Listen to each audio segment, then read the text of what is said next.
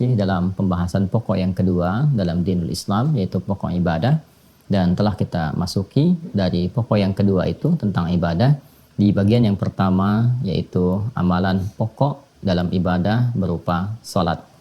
Di pertemuan yang lalu kita telah hadirkan pengantar pokok terkait dengan fikih salat ini, yaitu tentang tata cara bagaimana memahami filosofi salat, mengapa kita mesti menunaikan salat, kemudian dalil-dalil yang terhubung pada perintah salat baik dalam Al-Quran ataupun hadis-hadis Rasulullah SAW yang mengonfirmasi keterkaitan antara salat dengan iman, ibadah dengan akidah.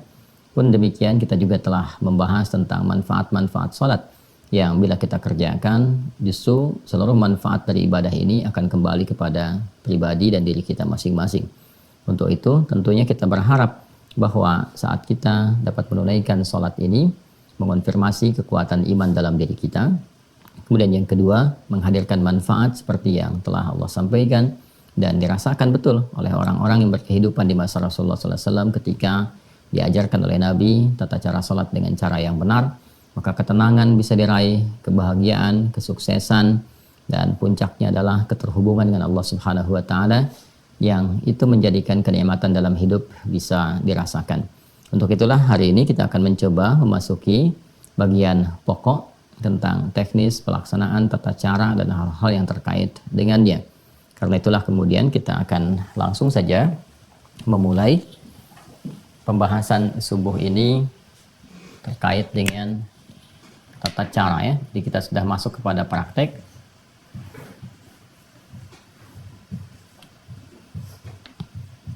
Tata cara salat. Mohon berkenan untuk diingatkan bahwa bagi yang baru bergabung dengan sesi pertemuan kita di kesempatan ini, mohon agar dapat meluangkan waktu, melapangkan hati, belajar pada video-video sebelumnya, ta'lim sebelumnya, sehingga ada ketersambungan dengan materi kita pada saat ini. Tata cara salat ya. Kita mulai sebelum kita menjelaskan tentang praktek salat dari tata caranya dan juga terhubung pada keterangan-keterangan baik dalam Al-Quran ataupun hadis-hadis Nabi Muhammad SAW.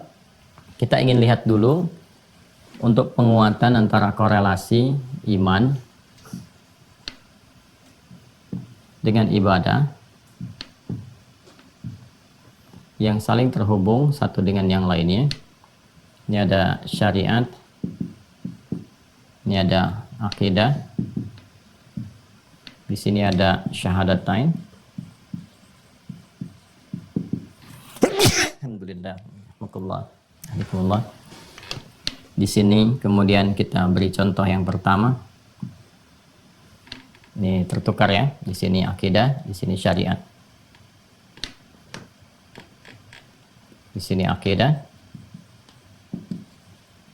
Di sini syariat. Kemudian ini syahadat, wujudnya syahadatain. Asyhadu an la ilaha illallah, asyhadu anna Muhammadar Rasulullah. Kemudian di sini pembuktiannya, implementasi dari komitmen syahadatain yang pertama adalah ibadah salat. Jelas ya? Baik. Nah, kita akan masuk ke praktek ini. Sebelumnya kita turunkan dulu definisi para ulama tentang salat ini. Ya, kalau kita tuliskan dalam bahasa Arabnya kurang lebih seperti ini. Kita ambil yang umum saja. Ya. Seperti ini ya. Nanti turunannya juga bisa demikian seperti ini. Bisa ditulis begini. Ya. Bisa dalam bentuk jamak seperti ini. Salawat.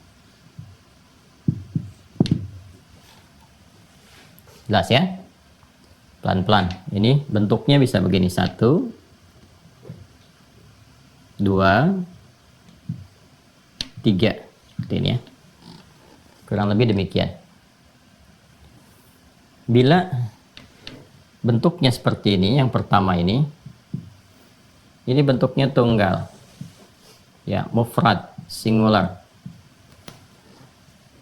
Sudah? dan punya maknanya juga tunggal, satu. Maknanya satu, mufrad, ya, satu kali gitu. Bila disebutkan yang seperti ini bentuk ini, alif, lam, sod, lam, waw, terus di atasnya waw ini dekat ke lam ini ada alif tegak begini, ya. Kemudian ta marbutah. Ini pun bentuknya secara bahasa bentuk tunggal, tapi memiliki makna yang mencakup juga jamak. Maknanya secara makna bisa mencakup jamak. Pelan-pelan ya, ini supaya mengerti betul, supaya paham betul sebelum ke praktek. Diulang ya. Kalau bentuknya begini, alif, lam, sod, lam, alif, ta, maka ini bentuk tunggal, ya. Jadi tulisan seperti ini bentuknya tunggal dan mengandung maknanya pun tunggal, mufrad, singular, satu kali. Kalau bentuknya begini, alif, lam, sod, lam, waw, kemudian ta marbutah, dan di sini antara lam dengan wawnya ada fathah tegak, ya. Ini bentuk ini tunggal juga bentuknya, ya, secara kata, tapi maknanya bisa mengandung unsur jamak, ya. Contoh misalnya, kalau saya katakan bentuk seperti ini tunggal tapi mengandung unsur jamak, meliputi sesuatu yang banyak, seperti al-ins, ya, atau insan. Baik, kalau disebutkan al-ins menunjuk pada sifat kelembutan, keramahan, penampakan. Insan, totalitas aktivitasnya, itu kan bentuknya tunggal, ya kan? Satu. Tapi dia mencakup cakupan yang luas, baik laki-laki atau perempuan. Insan itu kan manusia, mau manusianya laki-laki, mau perempuan, dan sebagainya. Jadi ada satu bentuk, satu kata yang dalam bahasa itu cakupannya bisa luas, bisa mencakup banyak, ya. Jadi ini secara diksinya, tulisannya, bentuknya tunggal. Ini yang pertama, maknanya juga tunggal. Ini bentuknya tunggal, tapi maknanya bisa jamak, bisa banyak. Ya, alam, ya, dalam bahasa Arab itu alam, al-alam. Ya, alam itu bentuknya tunggal. Ya, bentuknya tunggal secara kata, tapi maknanya jamak, mencakup apa saja, mau alam hewan, alam tumbuhan, alam manusia, alam jin, dan seterusnya. Ya, kalau mau digabungkan lagi keseluruhannya, dijamakkan jadi alamin. Kalau ini dijadikan bentuk jamak yang lafadznya jamak, nih, katanya jamak, lafadz. Lafadz itu kata, ya.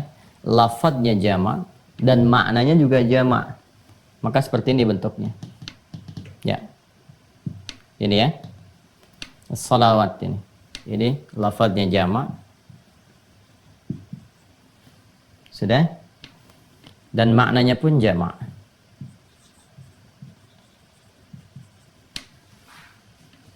Jelas ya? Baik. Ini tiga ini penting saya sampaikan karena nanti kalau kita menemukan bacaan dalam Al-Quran ataupun hadis-hadis Nabi Muhammad SAW mencakup tentang ini, kita bisa memahami maknanya kemana, ya? Contoh misalnya, kalau ini sudah jelas ini tunggal, ini tidak perlu diperdalam lagi. Yang ini nih, ya, bentuknya tunggal, tapi maknanya bisa jamak. Ya, maksudnya apa? Kalau disebutkan seperti ini, ya, ini yang dimaksudkan adalah menuju kepada pengertian sholat ke sini, sholat, tapi mencakup semua jenis sholat keseluruhannya. Jadi disebutkan dengan satu lafaz, tapi mencakup umum, bisa fardu, bisa sunnah, dan sebagainya, dicakup keseluruhannya yang tercakup dalam definisi sholat, mau sifatnya wajib, ya, hukumnya yang fardu, ataupun yang nawafil, nafilah yang berhukum sunnah. Ini menggunakan bentuk yang seperti ini. Ya, contoh Al-Baqarah di ayat ketiga misalnya, ya kan? Itu kalimat salat pertama dalam Al-Quran. Alladzina yu'minuna bil ghaib, ya, wa yuqimunas shalah. Alladzina yu'minuna bil ghaibi wa yuqimunas shalah. Coba buka deh mushafnya. Ya, buka. Kalau Anda buka mushaf, tulisannya harus begini. Yang bentuk kedua ini. Alif, lam, sod, lam, kan wawu, fathah tegak, tak marbutah. Harus berbentuk yang begini. Ya, bukan yang nomor 3 atau nomor 1. Nomor 2 yang ini. Jelas ya? Nanti ada ilmu rasam juga. Ya, ilmu rasam itu ilmu tentang tulisan. Di Al-Quran itu kan saat dituliskan di mushaf, itu mencakup jenis-jenis bacaan dan makna. Tercover di situ, makna dan bacaannya. Itulah mukjizatnya Al-Quran. Saat dibacakan, saat dituliskan pun nggak boleh sembarangan ya tulisannya. Makanya saya sarankan kepada teman-teman, atau juga nanti ada adik-adik yang masih menulis atau di kuliahan, ya kan? Bikin skripsi, tesis, atau disertasi. Kalau sudah akan menyantumkan ayat, saran saya jangan diketik sendiri. Ya, masukkan misalnya, taruhlah ada dari aplikasi misalnya, ya, atau misalnya ada ya feature-feature tentang Quran yang bisa Anda copy paste dimasukkan, karena dari tulisannya ini punya mencakup makna dan lafaz tersendiri. Ya, jelas ya, seperti ini gambarannya. Alladzina yu'minuna bil ghaib, orang-orang takwa itu adalah orang-orang yang senantiasa meningkatkan imannya. Kalau pakai fi'il mudhari berkelanjutan ya, diterjemahkan lanjut terus-menerus, yang senantiasa meningkatkan imannya. Dengan cara apa?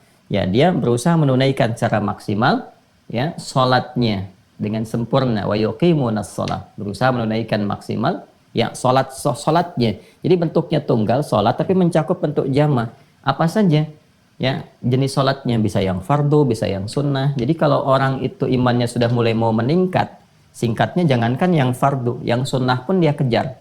Ya, ini indikator peningkatan iman itu sudah mulai meningkat ya dari aspek ibadahnya. Di pertemuan-pertemuan lalu kita sudah menyampaikan bahwa ibadah ini selain mengonfirmasi keberadaan iman, juga menjadi indikator, ukuran atau parameter kekuatan iman seseorang. Jadi kalau ibadahnya meningkat, ini menunjukkan imannya kuat. Ya, kalau ibadahnya di pokok-pokok saja, imannya standar. Kalau ibadahnya yang pokok pun menurun, malas-malas dikerjakan, maka ini menunjukkan cahaya imannya lemah. Nah, maka di sini ketika menggunakan bentuk tunggal dengan makna jama', ini mencakup semua jenis sholat. Ya, jadi kalau orang sudah mau meningkatkan imannya, alladzina yu'minuna bil ghaib, semakin dia ingin tingkatkan, maka semua jenis sholat-sholat yang pernah diajarkan Rasulullah, disebutkan, diisyaratkan dalam Al-Quran, dia coba keluarkan, dia tunaikan. Ini yang dimaksudkan bentuknya tunggal, tapi mencakup maknanya jama' luas. Kalau sudah seperti ini, as-salawat ini, alif, lam, sad, lam, waw, alif, tak maftuhah, begini, tak terbuka, maftuhah. Ini yang dimaksudkan bentuknya jama'. Sudah? Lafadznya jama', maknanya jama'. Kalau ada bentuk seperti ini di dalam Al-Quran ataupun hadis-hadis Nabi Muhammad SAW, pada umumnya menunjuk makna salat fardu. Ya, salat fardu. Kalau yang seperti ini nih, bentuk ketiga, yang berhukum wajib. Baik, salat fardu itu kan waktunya ada 5 kan, 17 rakaat. 5 waktu, 17 rakaat. Ya. 5 waktu subuh, zuhur, asar, maghrib, isya, ya kan? Baik, nah itu 17 rakaat. Oke, ya, 24 4 3 4, 2 subuh, 4 zuhur, 4 asar, 3 maghrib, 4 isya. 5 ini kan bentuk jamak. Ya, saya ulang ya. 5 ini bentuknya jamak. 1 tunggal, ya kan? 2 itu sudah mutsanna dalam bahasa Arab, bentuk 2 dual. Kemudian lebih daripada itu sudah masuk kepada bentuk jamak. Nah, 5 waktu ini karena masuknya jamak, untuk menunjukkan bahwa ini pokok, dan pokok itu kan sifatnya wajib. Kalau wajib itu sudah nggak boleh tinggal. Ya, sama sekali harus dikerjakan, nggak boleh tertinggal. Jangankan misalnya dari waktunya, dari rakaatnya pun harus sempurna. Betul, waktunya 5, cuman subuhnya 1 rakaat misalnya, ya keliru, ya kan? Tetap harus 5 waktu, 17 rakaat, harus sempurna keadaannya. Ya, karena sifatnya ini mengikat, fardu, pokok, wajib dilakukan, maka kata yang mewakilinya pun harus tegas sifatnya. Ya, nggak boleh bersifat umum. Nah, kalau ini kan masih umum nih, yang ini nomor 2 masih umum, ya kan? Walaupun tunggal mencakup jamak, tapi masih luas. Kalau yang ini jelas tunggal saja, bahkan bisa bermakna secara kebahasaan berarti doa, gitu kan? Nah, kalau yang ini Kalau sudah ada as-salawat, ini sudah jelas penunjukannya. Dilalahnya jelas menunjuk kepada yang pokok, yang fardu dengan jumlah rakaat 17, dengan jumlah waktu ada 5.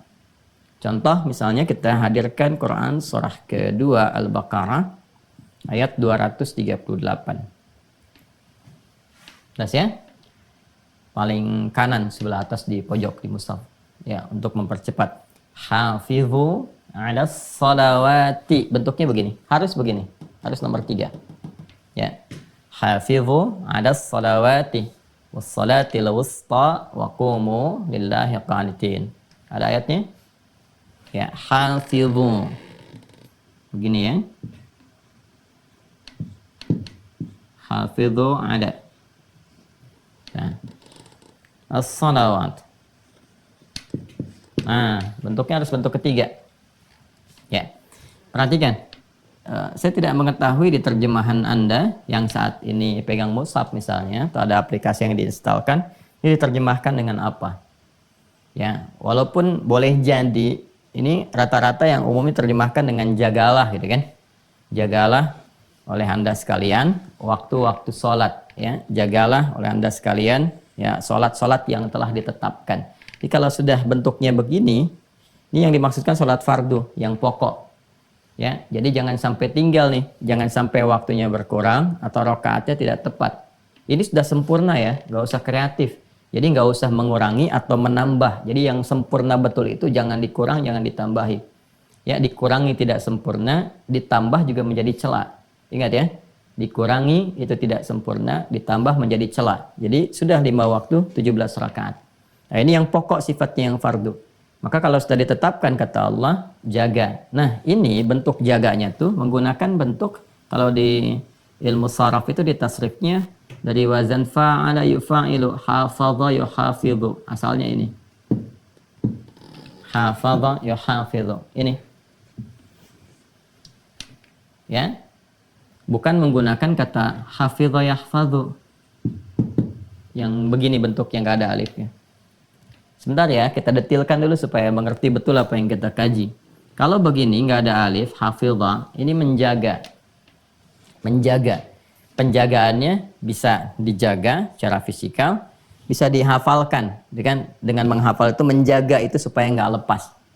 Ya, orangnya disebut hafidh, hafidh. Nah, orang-orang sekarang penghafal Quran disebut hafidh. Kenapa disebut hafidh? Karena dia menjaga Quran dalam dirinya supaya nggak keluar. Jaga dalam ingatannya, gitu kan? Ya, walaupun para ulama dulu menyebutnya dengan hamilul Quran, gitu kan? Ya, kalau di Al-Quran malah disebut dengan zikir hafalannya. Ya, orangnya zakir, ya, zakirun al-Quran. Kembali ke sini ya. Jadi ini kalau hafidha, menjaga. Kalau yang ini ada alifnya, hafadha yuhafidhu, ya. Ini sudah ada alif, maknanya mufa'alah, bermakna saling. Saling menjaga. Jadi kalau pakai yang ini nggak pakai alif, hafidha yahfadhu, kata perintahnya ihfadh. Yahfadhu jamaknya, ya. Hafidha yahfadhu, ihfadh. Ihfadh. Begini. Kalau ini hafidho, dari kata hafadha, ya, ada alifnya. Kalau tambahan ada alif setelah huruf pertama, ini maknanya saling. Wazannya fa'ala yufa'ilu. Ya, kayak musafahah, dari kata safaha yusafihu. Ya, saling bersalaman, saling. Jadi kalau mau salaman itu jangan ya akhlaknya, adabnya. Ya, kalau kita ingin sama-sama gitu kan menghadirkan ke lapangan, itu berdua menyampaikan seperti ini, saling menjawab. Jadi kalau satu sudah begini, jangan salah satu menyampaikan, satu nggak respon, atau harus dipaksa oleh salah satu, ya. Nah, yang normal itu saling. Makanya sofaha itu kan asalnya sesuatu yang lapang. Jadi kalau orang lapang itu salaman itu ya otomatis saja kedua-duanya saling bersalaman begini, ya. Tapi kalau salah satu ada yang belum lapang, biasanya satu begini, yang satu lambat, atau satu begini gitu ya. Nah, itu bukan disebut musafaha namanya. Karena sofaha itu asalnya sesuatu yang lapang hatinya. Ciri kelapangan hati itu ya bisa dilihat dalam bentuk perilakunya. Salah satunya akan merespon dengan cepat di antara satu dan keduanya. Itu gambarannya. Nah, ini hikmahnya apa menggunakan turunan dari kata hafadha dan kata perintahnya hafidhu, menunjuk makna saling, ya, untuk memberikan kesan bahwa saking pentingnya yang fardu ini, yang pokok ini, yang wajib ini, ya, dan diwajibkan oleh Allah untuk memaksa manusia, hamba-hambanya, mendapatkan rahmat Allah. Karena ada orang-orang yang belum paham gitu kan, bahwa sholat itu penting untuk kebahagiaan, sholat itu penting untuk kesehatan, jiwa, fisik, dan akal. Sholat itu penting untuk ketenangan, gitu kan? Dan turunan-turunan lain yang telah kita bahas di pertemuan yang lalu. Sedangkan Allah itu kan maha pemilik rahmat yang sempurna, luas rahmatnya. Wasiat rahmatuh, ya, sangat luas rahmatnya, disebut dengan Rahman, ya, dinamakan dengan Rahim. Saking luasnya, itu Allah sampai memaksa. Kalau nggak sayang nggak akan dipaksa. Ya, jadi biarkan aja suruh milih. Tapi karena Allah sayang supaya hidup kita itu bahagia, hidup kita itu sukses, nyaman, ya kan? Bahkan diperdengarkan dalam pendengaran kita setiap hari, setiap berganti waktu di setiap hari, ya kan? Dari subuh masuk ke siang diperdengarkan lagi, ke sore perdengarkan lagi, maghrib sampai mau tidur diperdengarkan. Ya, hayya 'alas shalah, salat, hayya 'alal falah, ya kan? Bukan buat beban, bukan untuk jadi beban, supaya kamu bahagia, sukses. Sebab ini hukum kehidupan begini, sunatullahnya begini. Dari dunia sampai kamu ke alam kubur sampai ke akhirat. Sudah ada sistemnya, Allah yang maha tahu. Ya kan? Dan tanda kepatuhan kita kepada Allah. Dipaksa itu, hukum wajib ini sifat memaksa karena sayang. Ilustrasinya begini secara sederhana ya. Walaysa kamitslihi syai'. Orang tua itu kalau melihat ada sesuatu yang penting, anaknya ngeyel, dipaksa kan? Udah kamu pergi aja. Kenapa sih? Mau nggak usah banyak tanya. Nah kan? Kalau udah banyak tanya-tanya begitu, udah langsung disiapin, dipaksa gitu kan. Ya kalau perlu ditarik dan sebagainya. Pada sesuatu yang sangat penting. Ya, hari mau wisuda masih santai-santai. Udah tahu macet masih santai-santai. Akhirnya kan dipaksa kan. Ya, dan seterusnya. Gitu. Dan macam-macam lah yang mungkin bisa terjadi dalam kehidupan kita. Nah ini seperti itu. Allah itu Rabbi Rahman. Ibu punya rahim. Ya, di tempat itu disayang-sayang luar biasa. Sedangkan Allah maha pemilik sifat semuanya. Maka wajar kalau menetapkan hukum wajib itu untuk memberikan kesan rahmat yang sangat luas. Ya? Nah ini, saking pentingnya ini, diminta kita itu saling menjaga. Karena boleh jadi yang satu itu tidak ingat. Ya, lupa atau tidak sadar. Kan itu sudah wajar ya, kalau sudah lupa kan suka nggak ingat gitu kan. Nah ini kalau satu itu lupa, tidak tahu waktu, yang lain mengingatkan. Ya. Makanya sifat saling itu diikat erat sampai dengan adzan. Adzan itu kan satu-satunya sekarang. Itu kan panggilan di muka bumi ini yang tidak pernah berhenti 24 jam. Kalau mau jujur diurutkan semuka bumi, silahkan cek. Ya, dan itulah hikmahnya menjadikan setiap waktu itu kan punya perbedaan-perbedaan waktu. Ya, coba kita lihat di Indonesia aja. Jangan skup Indonesianya lah, skup provinsinya aja. Ya, dari Sabang sampai Merauke. Saya misalnya sekarang di Jawa Barat misalnya saat ini. Ya, coba bisa dilihat di Bekasi dengan di Bandung, ya, atau nanti ke Bogor, ke Depok dan sebagainya, itu bisa ada perbedaan waktu, baik dari detik sampai ke menit. Jadi menariknya satu tempat pun sini adzan, selesai, tempat ini adzan, terus adzan. Kalau kita lihat tuh 24 jam nggak berhenti tuh. Ya, untuk menunjukkan kesan bahwa ya hidup manusia itu harus bahagia, harus sukses, jangan lupa harus tenang dan sebagainya. Kuncinya ini. Ya, kadang-kadang memang ada yang aneh dalam kehidupan tuh. Minta diberikan jalan, tapi jalannya nggak ditempuh. Ya, diberikan jalan sholat malah pilih jalan ninja. Ini jalan ninjaku, bukan. Jalan sholatmu itu yang harus diambil. Itu kebahagiaanmu itu ada di situ gitu. Suksesnya ada di situ. Kenapa harus cari yang lain? Ya kan? Nah, jadi ini gambarannya ya. Ya, jadi disinilah penting kemudian ini diterjemahkan dalam bentuk perilaku. Karena itu wajar kalau dalam kehidupan, awas ya, karena ini fitrah, ini sudah firman Allah. Kalau sudah firman melekat jadi fitrah. Ya, karena itu wajar kalau tiba-tiba kemudian ya ayah ibu bisa mengingatkan anak, nah sudah adzan, oh iya mah, karena ini sifatnya sudah melekat, ya kan? Atau anak bisa mengingatkan orang tua atau bahkan teman. Atau yang paling dahsyat, yang belum beriman, teman Anda, ya jalan dengan Anda adzan itu bisa mengingatkan. Sudah adzan dulu, apa kamu nggak sholat dulu tuh?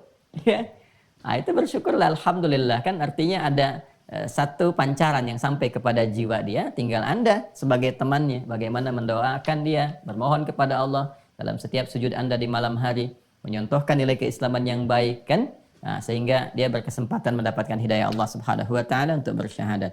Nah ini ya sifatnya saling. Nah ini kalau kita bawa ke dalam kehidupan berkeluarga atau kehidupan sosial misalnya, ada dipraktekkan. Saling itu kan wasilahnya banyak. bisa dengan lisan mengingatkan bagi yang tahu kan, atau nanti dibuatkan jadwal-jadwal sholat, tempel tuh. Ya, kalau perlu ditempelkan di dinding misalnya, di kamar, di meja makan, nggak apa-apa, ditempelkan aja waktu-waktu sholat itu. Ya, supaya diketahui. Ya, kalau mau ditempelkannya ya dengan kreativitas deh. Ya, waktu sholat, waktunya kamu bahagia. Ya, engkau mencari kebahagiaan, ini waktunya. Engkau mencari kesuksesan, ini jalannya. Ya, dan seterusnya. Jadi kita tuh paham begitu melihat waktu sholat, nah ini nih, waktu bahagia saya nih.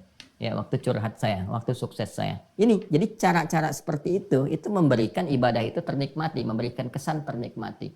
Nanti dengan pembelajaran, kehusyuan bisa hadir. Bagaimana caranya kita nikmat ibadah ya, dan khusyuk dalam menjalaninya. Nikmat, senang, nyaman dengan memahami hikmah di balik itu. Kemudian juga khusyuk dilahirkan dari pemahaman ya tentang tata cara pelaksanaannya. Sudah paham ya? Kalau sudah mengerti ini semua, baru nanti sebelum masuk ke praktek, kita jelaskan dulu ya maknanya, definisinya, artinya. Dari definisi itu baru diketahui praktek. Jelas ya? Baik. Kalau kita ingin turunkan definisi, maka kita gunakan dulu dari kata yang paling awal ke sini, ya. Salat. Tuliskan dulu ke sini. Salat secara bahasa, secara etimologi. Nah, di Islam itu Masya Allah ya, tradisi keilmuannya itu luar biasa gitu. Jadi semua hal yang akan dikaji itu selalu diawali dengan definisi dulu untuk membatasi ruang pembahasan ya, supaya tercakup apa yang akan dibahas dan mengeluarkan yang tidak penting, yang tidak perlu dibahas, ya kan? Dan esensi-esensi pembahasan itu terkumpul dengan sempurna dan memberikan kesan penguat yang dimaksud yang mau dibahas itu dalam aspek ini ya, bukan aspek-aspek yang lain, sehingga disebut ta'rif itu al-jami' wal mani'. Ya, al-jami' wal mani, yang mencakup dan melarang, mencakup semua yang akan dibahas, melarang yang tidak terkait supaya masuk ke dalamnya. Ya, ini gambarannya. Jadi secara bahasa dulu, kalau bahasa nanti ini memiliki keumuman makna, mau ditarik kemanapun, ya itu bisa memungkinkan. Secara bahasa, kata sholat ini itu punya makna yang serupa dengan doa, doa. Ya, berarti doa. Anda kalau mau buka kitab fikih manapun yang menerangkan tentang sholat dengan pendekatan mau dari jalur mazhab manapun. Yang populer misalnya kan yang 4 itu, mau Hanafi, Maliki, Syafi'i ataupun Hambali, rahimahumullahu jami'an, itu definisinya nggak ada yang beda. Ya, secara bahasa diartikan apa? Doa. Ya, disebut dengan demikian karena memang isi sholat itu seluruhnya doa, umumnya doa, permohonan-permohonan kita kepada Allah Subhanahu wa ta'ala. Inna salataka sakanul lahum, ya. Dan doakanlah mereka Muhammad sallallahu alaihi wasallam, sungguh doamu atau salatmu atau doamu itu ya, itu akan menenteramkan bagi mereka. Nah, perhatikan baik-baik. Selalu ada pertanyaan begini. Awas ya. Nah, ini detailnya. Jadi di bahasa Arab itu ada detail, kalau kita ngaji di ilmu bahasa ada detail. Kalau salat itu sama dengan doa, kenapa nggak disebut doa aja? Jelas ya? Kalau sholat sama dengan doa, kenapa nggak disebut doa aja? Ya, nah inilah uniknya dalam bahasa Arab itu ada kekayaan literasi kata gitu ya. Jadi satu makna itu ya, atau satu kata itu maknanya bisa berbeda dengan kata yang lain yang kadang-kadang orang-orang awam mengartikannya dengan serupa. Ya, seperti pujian itu ada detail ya. Ada alhamdu, ada asana misalnya. Ya, kapan itu digunakan? Seperti duduk, ada jalasa, ada qa'ada. Kapan itu digunakan? Ada detailnya. Jadi kalau kita katakan sholat itu doa, kenapa nggak disebut doa aja ibadahnya? Gitu kan? Ya, Anda bisa katakan begini, wah kalau doa kan sifatnya masih umum, ya kan? Tapi sholat kan khusus, boleh seperti itu. Ya. Nah, hanya detailnya adalah kita temukan di kalimatnya. Gini. Kita temukan di kalimatnya. Perhatikan baik-baik ya. Dengan membahas detail katanya itu, kita akan temukan kemudian dari akarnya. Doa ini, akarnya dari kata da'a yada'u. Da'a yada'u. Ya, doaan. Wa da'watan. Dakwah juga dari sini. Dakwah itu menyeru, ya, mengajak dan sebagainya. Ya, ada unsur memohon juga di dalamnya. Kalau ke permohonan jadi doa, gini, doa itu bahasa Indonesia dari bahasa Arab ya. Dan kita itu bahasa Indonesia banyak sekali menyerap dari bahasa Arab, banyak sekali.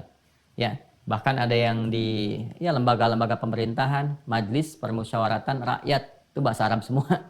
Majelisnya bahasa Arab, permusyawaratan bahasa Arab, rakyat bahasa Arab ya. Dewan perwakilan rakyat bahasa Arab juga semua itu. DPR tuh bahasa Arab semua isinya tuh. Dewan dari kata diwan, kan? Kemudian apalagi perwakilan wakil itu bahasa Arab. Ya diberikan awalan dan akhiran aja gitu kan. Kemudian rakyat ya dari bahasa Arab juga ya, jadi banyak yang dari bahasa Arab terserap ya karena asimilasi yang dulu terjadi. Langsung ke sini saja ya. Ini doa dari kata da'a asal katanya. Kalau sifatnya permohonan disebut doa, kalau ajakan disebut dengan dakwah. Nanti kan baik-baik ya. Salat akar katanya. Ya, kalau saya bilang akar berarti ke awalnya, infinitifnya. Ya, kadang-kadang saya melampaui di tasrif ya, derivasi kata sorof untuk menemukan ke akar awalnya. Ini yang penting saya tekankan karena ada beberapa yang kadang-kadang kurang memahami ya. Ketika saya misalnya menerangkan, taruhlah turunan kata misalnya kan, ahsana yuhsinu, ya kan, ihsan. Kalau saya katakan ihsan itu akar kata awalnya itu dari kata hasuna, itu kan. Nah, kadang-kadang ada yang suka keliru paham. Salah tuh Ustaz Adi, harusnya dari ahsana. Nah, itu bicara tasrif. Kalau kita bicara tasrif, betul ahsana, yuhsinu, ihsanan. Tapi kalau kita ingin menggali sisi kebahasaan yang paling awal, ahsana itu kan ketika diberikan tambahan hamzah di depannya. Asal dari awalnya adalah hasuna atau al-husnu. Jadi kalau saya sedang bicara awal dari ilmu bahasa, ini menunjuk kepada dasar yang paling utama. Ya. Dasar yang paling utama di sini, kalau kita gali akarnya, itu dari wawu, sod, lam. Ya. Kalau ini da'a, ya kan? Ini alifnya asalnya wawu, ya. Kemudian karena di akhir nanti ada rumus di'ilat menjadi alif, ya. Singkatnya huruf ilat itu ada 3 nanti disingkat dengan ayu. Alif, wawu, ya. Perhatikan baik-baik ya. Da'a begini, ini dari kata wasala. Wasala yasilu, ya. Silatan, kemudian ke sini salat. Ini secara bahasa adalah sesuatu yang tersambung erat, terkoneksi kuat, ya, atau sesuatu yang sampai ke tujuan.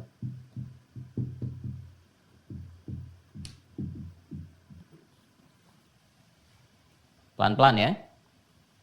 Kita masih bahas pengertian bahasa nih. Wasala itu dasarnya sesuatu yang tersambung erat atau sampai ke tujuan. Ya kan? Makanya ada dari sini kata wusul. Wusul itu sampai. Ya. Wasala Muhammad fi Sumatra ams sa'ah sabi'ah sabahan. Ya, Muhammad sampai di Sumatera kemarin jam 7 pagi. Ya, itu sampai ke tujuannya. Jelas ya? Sesuatu yang tersambung atau terhubung secara erat. Juga akarnya dari sini. Silah, wasala yasilu, ya, ada waslan, wusul, silatan, silah. Silah. Wesel itu dari bahasa Arab juga tuh, wesel. Artinya sesuatu yang sampai, kalau ngirim diharapkan sampai ke tujuan. Ya. Silah, sesuatu yang terhubung erat. Masih ingat silaturahim? Ya kan? Silaturahim, kalau Anda mau kumpul-kumpul kan Anda katakan saya mau silaturahim dulu, ya kan? Nah, silah itu artinya sesuatu yang terhubung dengan kuat. Ya, rahim, satu bentuk perhatian, kasih sayang yang bersumber dari hati yang paling dalam. Bentuk perhatian, kasih sayang yang bersumber dari hati yang paling dalam. Jadi diharapkan dengan bertemu itu, ya kan? Bisa saling ngobrol, bercengkrama, cerita sehingga melahirkan rasa perhatian, ya kan? Berkasih sayang secara umumnya satu dengan yang lainnya sehingga melampaui ruang ya bahkan waktu dari tempat Anda berkumpul sebelumnya. Jadi suksesnya silaturahim itu bukan saat kumpulnya. Kalau saat berkumpul Anda menyapa, wajar orangnya ada. Nanti setelah selesai itu, itulah saat Anda mampu mendoakan kawan Anda itu. Mampu menyapa dia, bertanya kabarnya. Itu yang dimaksudkan silaturahim. Jadi tetap terhubung dengan erat walaupun sudah berpisah ruang. Walaupun sudah berbeda waktu keadaannya dari pertama kali bertemu itu yang disebut dengan silah. Nah, ibadah yang melatih kita sehingga terhubung erat dengan Allah Subhanahu wa taala itu puncaknya. Ya, Anda dengan manusia aja bisa berhubungan erat. Kenapa dengan Allah terpisahkan? Ya kan? Ya, Anda dengan manusia bisa ingat. Kenapa dengan Allah bisa lupa? Ya, antakulu yaumal qiyamati inna kunna an hadza ghafilin. Itu di penghujung ayat 172. Ya, surah ke-7 itu Al-A'raf. Ada orang-orang yang lupa. Mengatakan kepada Allah, saya lupa ya Allah. Ya, nasullaha, ya mereka lupa dengan Allah. Kok bisa gitu? Dengan manusia bisa ingat, dengan penciptanya sendiri dia lupa. Nah, maka kita dilatih oleh Allah, ya kan? Untuk melakukan ibadah yang sifatnya diwajibkan, sehingga dengan itu mengoneksikan diri kita, menghubungkan erat dengan Allah Subhanahu wa taala. Nah, ibadah yang melatih diri kita itu sehingga terhubung selalu terkoneksi dengan erat ya kepada Allah Subhanahu wa taala, itu ibadahnya disebut dengan salat. Ya, jadi ketika menunjuk makna kebahasaannya terkait dengan ibadah, makna kebahasaannya kenapa disebut salat? Tidak langsung disebut dengan doa, ya, karena perhatikan di sini ada unsur penekanan dari sifat konektivitas yang ini ditekankan bahwa ibadah yang ditetapkan nama ini memberikan kesan bahwa dengan kamu sholat itu kamu terhubung erat dengan Allah Subhanahu wa taala.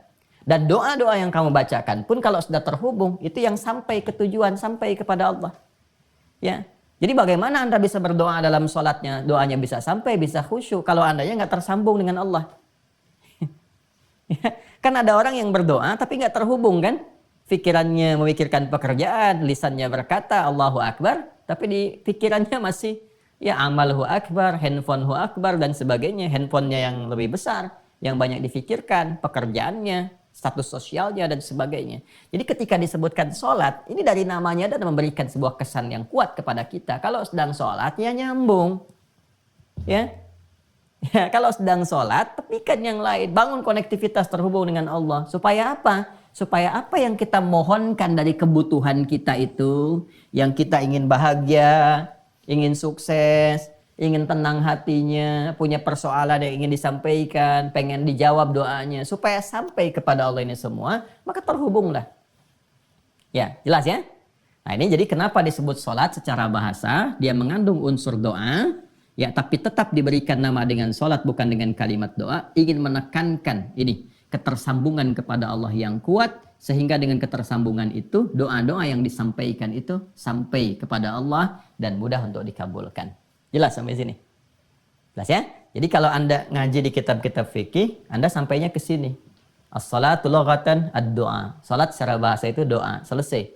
Tapi kalau Anda ingin dalami sampai ke sini, ya, ke fikih lughah, nanti mungkin di pertemuan berikutnya ya, kalau kita coba ada kesempatan kita tunjukkan beberapa referensi tentang buku-buku kebahasaan. Sehingga nanti kalau Anda tanya yang senang baca, senang cari referensi, nah ini Anda bisa cari di kitab ini, kitab ini, kitab ini. Ya, ini gambarannya seperti ini. Nah ini baru secara bahasa. Jadi sekarang mengerti kenapa disebut dengan sholat.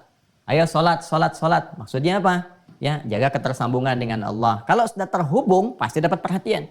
Anda terhubung dengan pimpinan, punya koneksi. Saya punya koneksi nih di sini tuh, kan? Berarti yang diharapkan apa? Perhatian kan? Nah sekarang konektivitas Anda terhubungnya ke Allah. Apa yang terbatas bagi Allah? Gak ada. Ya semua tercakup. Karena itu orang-orang yang telah tuntas sholatnya, maka ciri khasnya kalau benar sholatnya itu ya ada ketersambungan. Ya ketersambungan itu yang disebut dengan zikir. Hasilnya disebut dengan zikir. Zikir itu kan ingat. Ya. Tersambung itu kan ingat, terkoneksi, ingat. Ya. Terhubung. Itu yang disebut dengan zikir namanya. Ya, sehingga ketika kita pun diminta oleh Allah menunaikan sholat, balik lagi ke Quran surah ke-20 Toha, ayat ke-14. Itu faedahnya untuk menyambungkan keadaan kita dengan Allah. Ya, lihat kalimatnya. Innani anallah. Sungguh akulah Allah, aku tegaskan kata Allah, akulah Allah. La ilaha illa ana. Allah menegaskan gak ada Tuhan yang layak dipertuhankan dan disembah kecuali aku, kata Allah. Fa'budni. Maka sembah aku, buktikan keyakinanmu dengan menyembahku. Gimana caranya ya Allah? Wa aqimis shalah. Tunaikan lewat salat. Salat disebut salat. Ya, apa yang menjadikan saya mendapat manfaat dari salat itu ya Allah? Hikmahnya apa? Kenapa disebut salat? Lidzikri. Lidzikri itu kalimatnya. Supaya ketika kalian menunaikan sholat itu terkoneksi denganku, ingat kepadaku. Ini.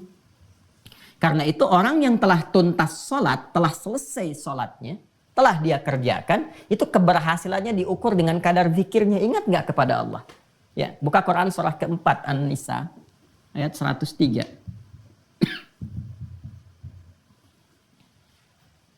Ya, Quran surah 4 An-Nisa ayat 103.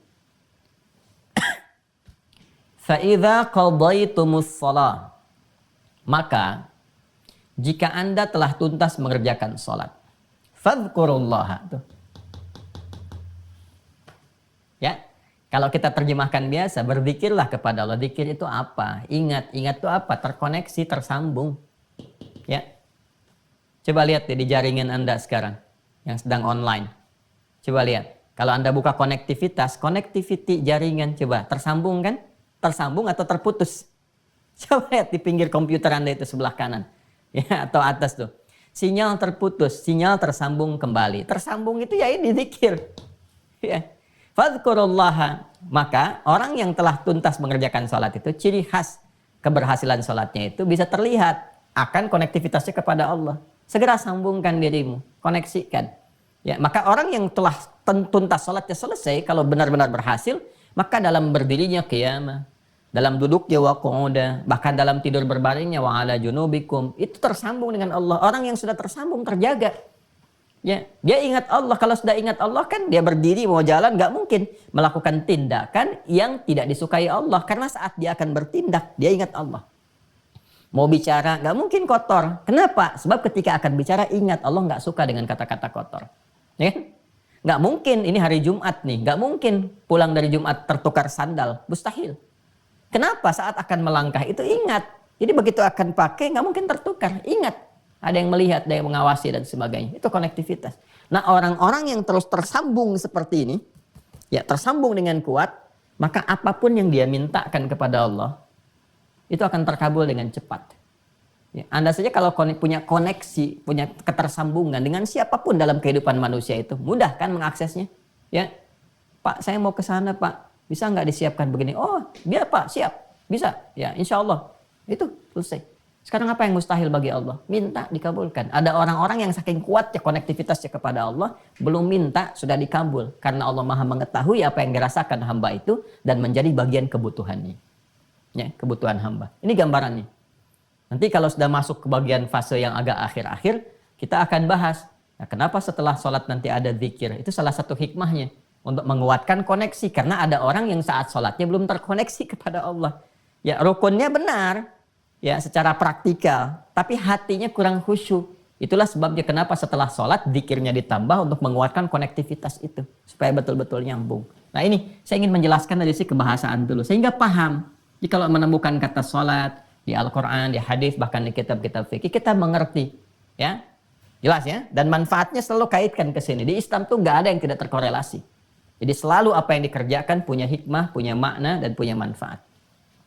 Baru sekarang secara istilah. Istilah itu kalau sudah disebutkan, itu membatasi ruang yang akan dikaji atau diuraikan sesuai dengan frame istilah yang dimaksudkan. Dalam istilah apa? Ya, apakah dalam istilah fikih? Ya, sunnah dalam istilah fikih nanti berbeda dengan istilah usul fikih. Berbeda dalam istilah ilmu hadis. Ya? Nah sekarang sholat secara umum disebut doa. Barangkali juga nanti yang lain-lain bisa menyebutkan tuh umat ini sedang sholat, ini sedang sholat, sedang sholat. Yang dimaksudkan dalam istilah fikih Islam. Ya, kalau dalam Islam ini yang dimaksudkan sholat. Ya, istilah ini mengonfirmasi yang bahasa. Bahasa ini kan mencakup tadi makna ketersambungan. Dari sini mendapatkan feedbacknya berupa manfaat, kan? Manfaat dalam kehidupan dan seterusnya. Nah kalau sudah begini kan kita tanya bagaimana caranya kan? Ya, karena sholat yang kita kerjakan itu harus menyambungkan diri kita terkoneksi penghambaan kita kepada Allah. Sedangkan ada orang-orang sholat nggak mendapatkan manfaat karena koneksinya ini terputus. Ya, ada yang lemah. Gitu aja lah kan kita ini sholat tuh online kan. Online itu kan terhubung. Ya sekarang Anda sedang online.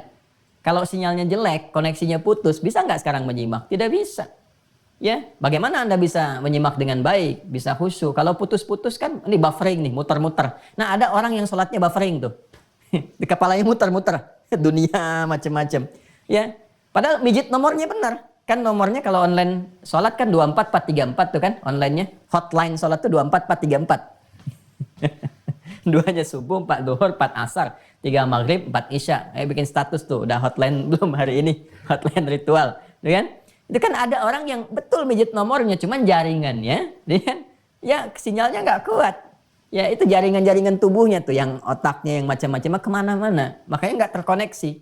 Nah, sehingga dari situ manfaat gak didapatkan. Ya, bagaimana untuk mendapatkan itu semua? Kita bertanya cara kan? Teknisnya bagaimana nih? Ya, diinstal dulu tuh semuanya masuk ya. Mohon maaf ya kalau bahasanya kita agak kembangkan sedikit ya supaya kita bisa mengerti karena dunia di setiap eranya itu kadang memiliki ragam bahasanya sendiri gitu supaya ketersambungan itu ada. Caranya bagaimana? Ya kan? Teknisnya seperti apa? Supaya ini kita bisa install dengan baik, caranya bagus, tersambung, manfaatnya dapat. Kalau sudah bicara begini, maka ini harus dibatasi dalam pengertian istilah untuk menghadirkan teknis, tata cara, keterkaitan tentang penunaian sholat yang dimaksudkan. Maka kalau kita buka dengan penjelasan istilah, selalu dibuka dengan kalimat ibadah. Mengonfirmasi bahwa sholat yang kita kerjakan itu adalah masuk dalam ranah ini. Anda silahkan kalau buka kitab fikih manapun, ya yang paling standar, itu pengertian sholat itu selalu dibuka dengan kalimat ibadah. Ibadah yang dibuka kan, dengan takbir, diawali dengan takbir, dan ditutup dengan salam. Nih, secara umum dulu. Awas, kalimat ibadah ini mengonfirmasi bahwa sholat yang ditunaikan itu masuk pada kategori pokok yang kedua. Dari 4 pokok itu. Ada akidah, ada ibadah, ada muamalah, ada akhlak. Sholat masuk pada kategori ini. Ketika disebutkan ibadah, konsekuensi keduanya mengonfirmasi dari iman. Artinya apa? Kalau dia sholat, berarti dia beriman. Seperti hadis yang kemarin saya sampaikan. Jelas ya? Dan ayat yang tegas menyampaikan wa ma kana Allahu liyudhi'a imanakum. Ya kan? Artinya kalau ada orang nggak sholat, nggak ibadah, mengonfirmasi bahwa ada persoalan dalam imannya. Apalagi kalau dia mengaku muslim, mengaku beriman, nggak sholat. Nah, ini persoalan serius. Ya? Nah, ini gambarannya. Ibadah yang dibuka dengan takbir, ditutup dengan salam, yang tata caranya, teknisnya diatur lewat penjelasan Nabi Sallallahu Alaihi Wasallam, penjelasan dan contoh Rasulullah Sallallahu Alaihi Wasallam. Ibadah yang dibuka dengan takbir, ditutup dengan salam melalui aturan dan ketentuan tertentu. Aturan tertentu mencakup rukun dan syarat. Pas ya, jadi ada aturannya. Jadi bukan sekedar dibuka dengan takbir, diakhiri dengan salam, baru takbir langsung salam, tidak. Ya, ada aturannya, ada ketentuannya, ada caranya, ada prakteknya. Awas, pelan-pelan ya. Nah, ini saya akan kotaki dulu.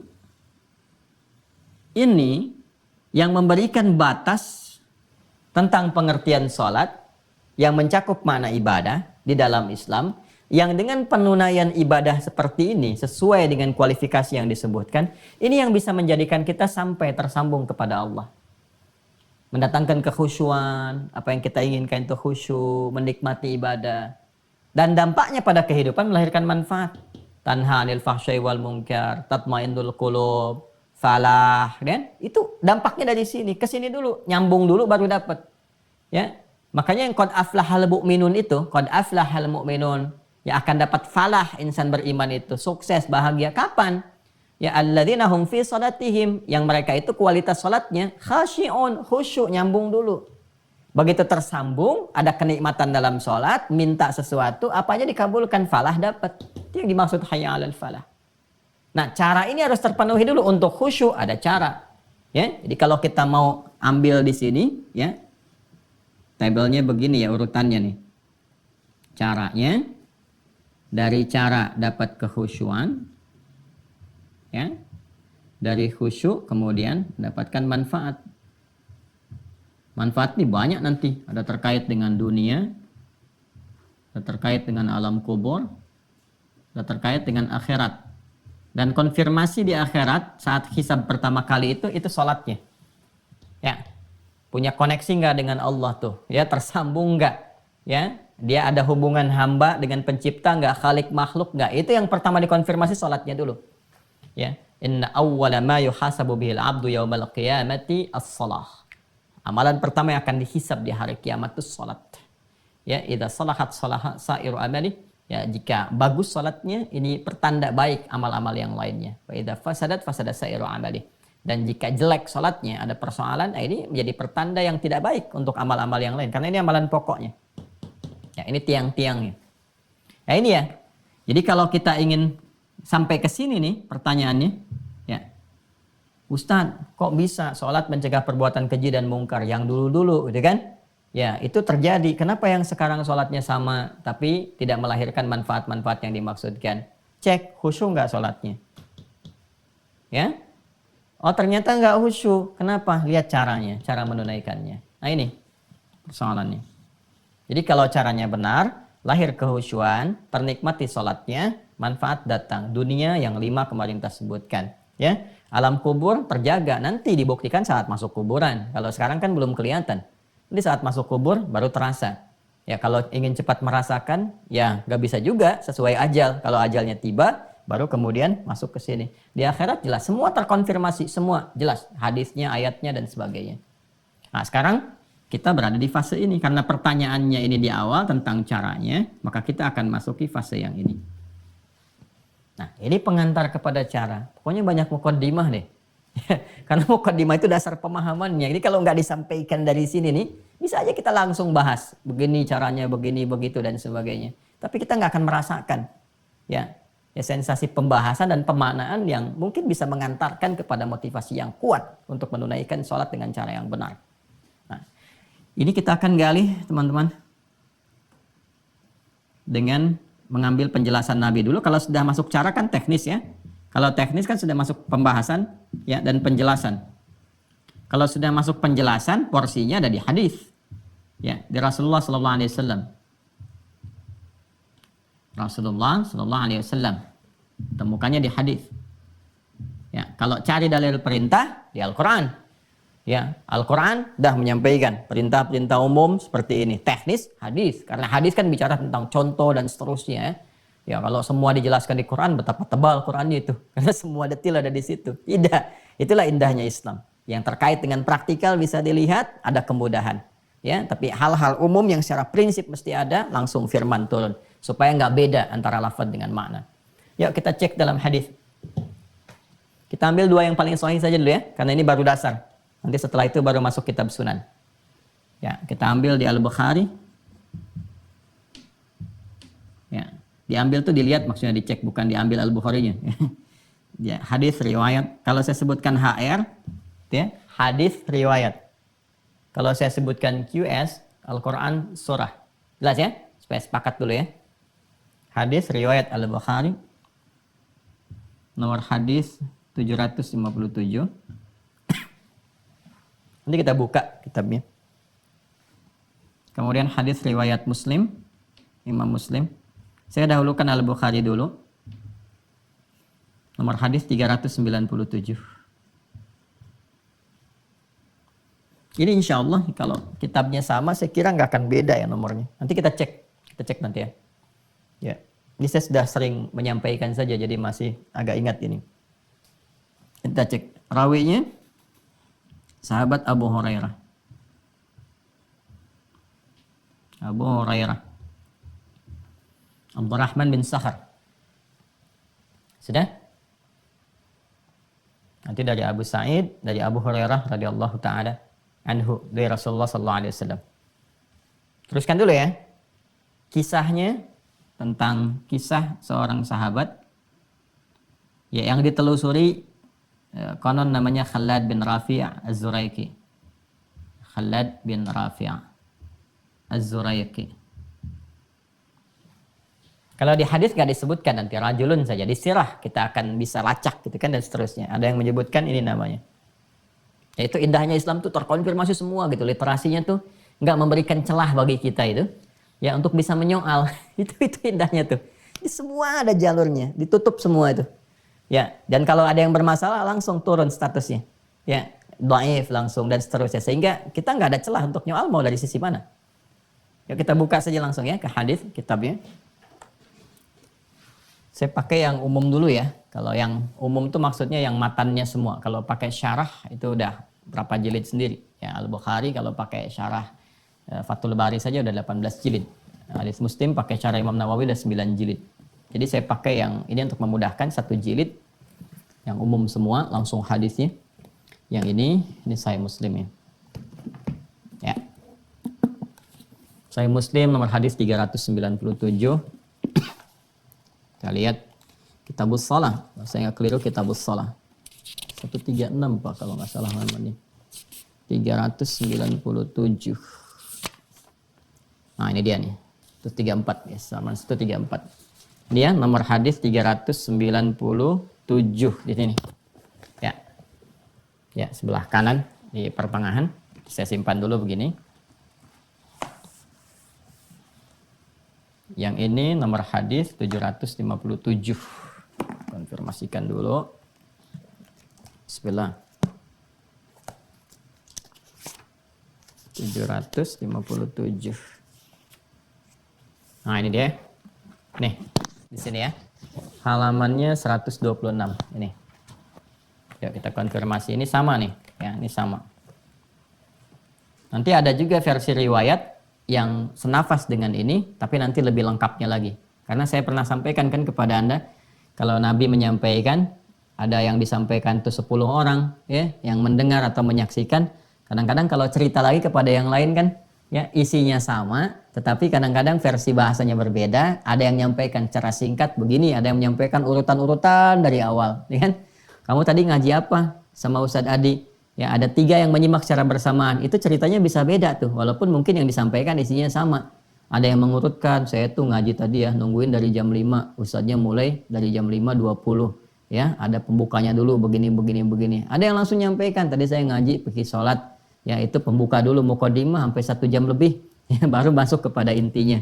Ada yang langsung tadi ngajinya tentang fikih sholat, cara sholat begini, manfaatnya begini. Macam-macam, intinya kan sama. Cuma nanti dari gabungan semua itu, kita mendapatkan manfaat lebih luas.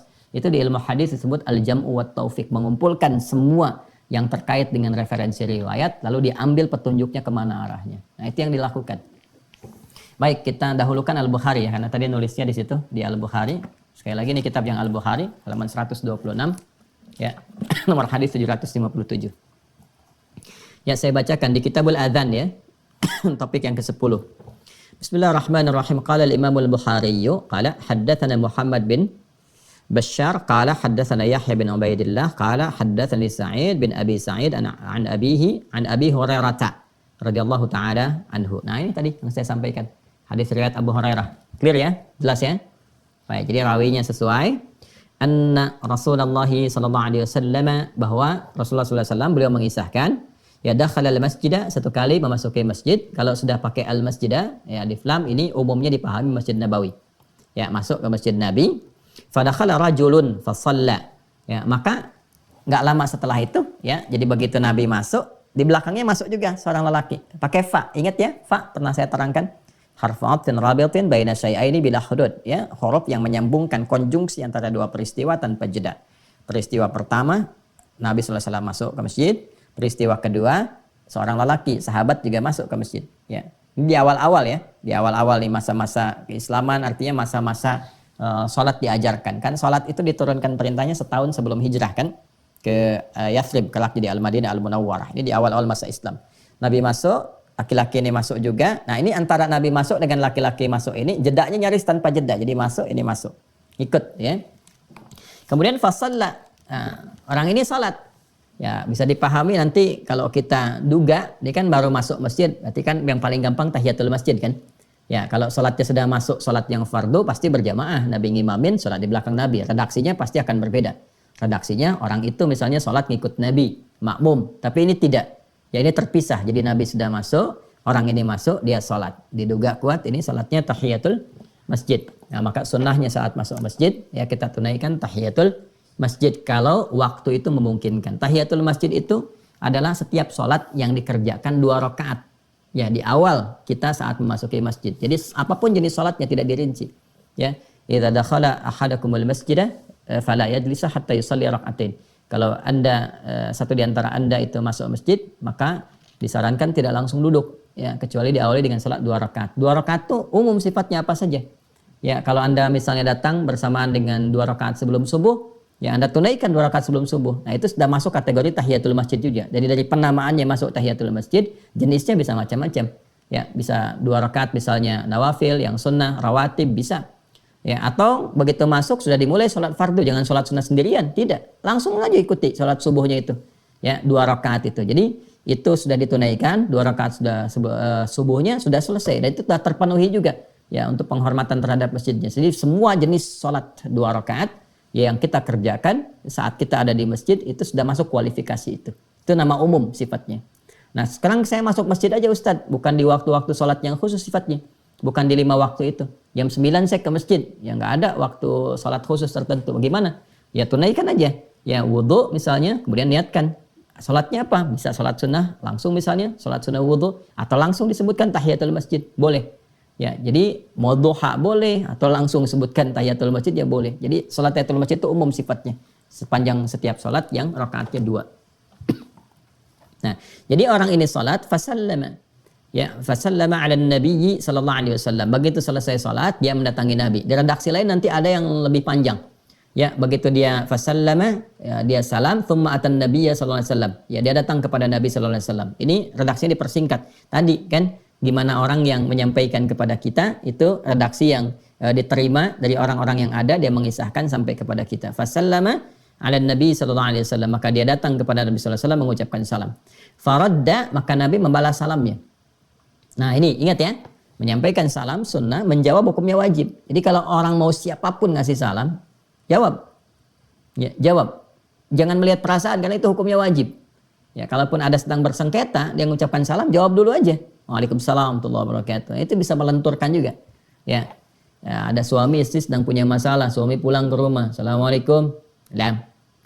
Atau dilirik apa? Kok nggak dijawab mah? Ya, sir.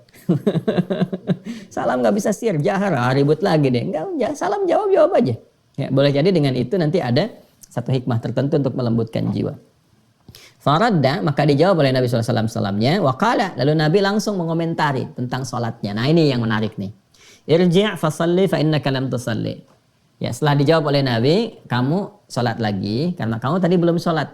Tuh lihat ya, lihat detail kalimatnya. Irji' fasalli fa innaka lam tusalli. Kamu balik lagi karena kamu tadi belum sholat. Sholat lagi. Ya, maka kemudian apa yang terjadi? Faraja'a yusalli kama shalla. Maka dia balik sholat lagi, ditunaikan seperti yang tadi persis. Jadi dia sholat seperti yang tadi. Ya. Lalu apa yang terjadi? Kemudian tsumma ja'a fasallama 'ala Nabi sallallahu alaihi wasallam. Maka dia balik lagi ke Nabi, ngucapin salam lagi. Assalamualaikum ya Rasulullah. Dia datang kembali. Maka faqala irji' fasalli fa innaka lam tusalli. Nabi komennya sama lagi dengan yang pertama tadi. Kamu sholat lagi karena kamu belum sholat. Padahal udah 2 kali tuh. Ya, salatan sampai 3 kali dia melakukan itu. Jadi dia sholat, setelah selesai datang lagi pada Nabi, dia nyalamin, ya, maksudnya memberikan salam, assalamualaikum ya Rasulullah. Dijawab waalaikumsalam. Ya, sudah dijawab waalaikumsalam, ya kan, dijawab salamnya faradda alaihi.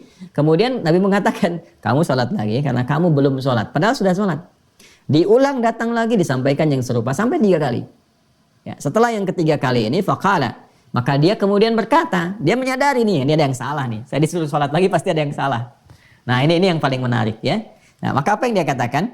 Fawalladzi ba'atsaka bil haqq ma uhsinu ghairah. Ya Rasulullah, ya Rasulullah, demi Allah yang telah mengutus engkau bil haqq dengan semua kebenaran. Kau itu yang paling benar, ajarannya benar, semua yang melekat padamu benar. Ini bahasa yang sangat sopan, halus sekali. Ya, ini sudah memberikan kesan. Apa kesannya? Bahwa pada diri saya pasti sholatnya ada yang gak benar tadi ya Rasulullah. Kan? Ada yang gak benar. Ya, maka demi Allah yang telah mengutus engkau dengan segala kebenaran. Ya, terus dia jujur dulu. Apa jujurnya? Ma uhsinul ghairah. Ya Rasulullah, Saya itu mampunya menunaikan sholat yang seperti tadi, nggak bisa lebih baik dari yang tadi. Taunya baru seperti tadi itu, ya kan? Maka alimni fa'alimni, mohon ajarkan saya seperti apa yang benar. Ini hebat sekali. Ya, ini hebat sekali. Jadi sahabat itu seperti itu, Bapak Ibu sekalian, teman-teman. Kalau ada merasa yang kurang tepat, itu minta diajarin, bukan mempertahankan kesalahan. Dan nggak pernah protes. Kenapa ya Nabi? Tadi kan udah sholat, ya? Kok diulang lagi ya Rasul? Ya Rasul capek diulang-ulang, nggak apa begitu, ya? Coba deh, kalau tipikal sahabat yang ditanamkan, ya kan harus ada trust juga ya. Ada trust, dari trust itu anak nggak protes, ya. Anak disuruh, nah ulangi sholatnya, kenapa sih kan tadi barusan udah sholat, ya? Padahal ada yang salah tuh. Nah coba dilihat lagi, nanti ada fikihnya tersendiri, ya fikih, nanti ada fikih pembelajaran dari orang tua ke anak. Kan Nabi contoh teladan. Ya, ngajarkan ke anak bagaimana, ke cucu bagaimana, ke teman bagaimana. Ini sahabat nggak marah, nggak protes, langsung sami'na wa ata'na. Ya Rasulullah, yang telah, demi Allah yang telah mengutus engkau dengan segala kebenaran. Ya, saya merasakan, ya saya ada yang kurang, tapi saya nggak mampu, dapatnya begini taunya. Mohon ajarkan saya. Nah di sini, ya respon inilah yang kita keluarkan menjadi pembelajaran kita saat ini. Fa'alimni, mohon ajarkan saya. Begitu kemudian ada permintaan seperti itu, faqala, Nabi langsung memberikan respon. Apa responnya? Idza qumta ilas shalah, idza qumta ilas shalah. Kalau kamu ingin sempurna menunaikan salat. Nah, ya.